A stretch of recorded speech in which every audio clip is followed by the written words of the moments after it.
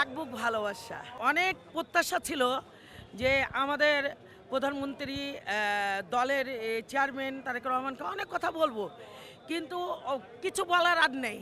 কারণ আমরা যা দেখছি এই ২-৪ দিনে উনি এসে থেকে বাংলাদেশে যেইভাবে কথা বলছে জনগণের সাথে, যেভাবে উনি চলাফেরা করছেন, এবং দেখেন গত কালকেই উনি প্রধানমন্ত্রী হওয়ার পর বিরোধী দলের নেতাদের সাথে তাদের বাসায় যেয়ে যে কথা বলছে, তাতে মনে হচ্ছে যে আগাম যে আমাদের জন্য একদম শুভ সংবাদ বয়ে নিয়ে আসছে আমাদের তারেক রহমান।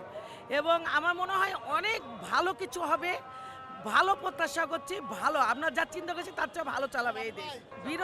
বিরোধী দলও একজন দল। এই দেশে বিরোধী দল না থাকলে সরকারি দলের কোনো মূল্য নাই।